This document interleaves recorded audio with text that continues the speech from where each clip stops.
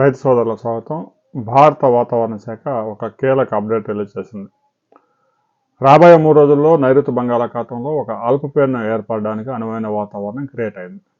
ఇప్పటికే satellite images study చేసిన IMD, Skymet private వాతావరణ సంస్థ, అమెరికాకు చెందిన నోవా సంస్థలు బంగాళాఖాతంలో 17వ తేదీ అల్పపీడనం ఏర్పడబోతా ఉంది, ఇది వాయుగుండంగా మారే ప్రమాదం ఉంది అనే హెచ్చరికలు జారీ చేశాయి.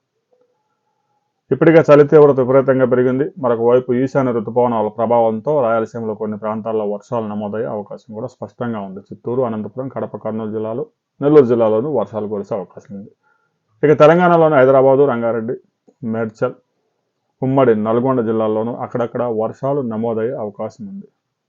ఇక ఉష్ణోగ్రతలు ఆంధ్రప్రదేశ్లోని ఏజెన్సీ ఏరియాల్లో చింతపల్లి, పాడేరు, అరకు ప్రాంతాల్లో 8 డిగ్రీలకు పడిపోయింది.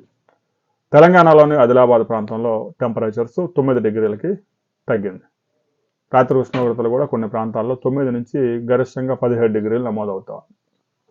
రాబోయే 4 రోజుల్లో చలి తగ్గడంతో పాటుగా అల్పపీడన ప్రభావంతో ఆంధ్రప్రదేశ్, తెలంగాణలో కొన్ని ప్రాంతాల్లో విస్తారంగా వర్షాలు కురిసే అవకాశం ఉంది. సముద్ర తీర ప్రాంతంలో గంటకు 40 నుంచి 50 కిలోమీటర్ల వేగంతో గాలులు వీచే అవకాశం ఉంది.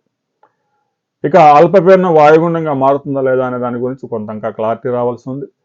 మరో అల్పపీడనం కూడా ఏర్పడడానికి అనువైన వాతావరణం క్రియేట్ అవుతా ఉందని అమరావతి వాతావరణ కేంద్రం కూడా హెచ్చరికలు జారీ చేసింది. దీనికి సంబంధించి ఈ రోజు మధ్యాహ్నం మరో రిపోర్ట్ రాబోతా ఉంది. ఆ రిపోర్ట్ వచ్చిన తర్వాత మరిన్ని వివరాలతో మరో వీడియోలో మనం కలుసుకుందాం.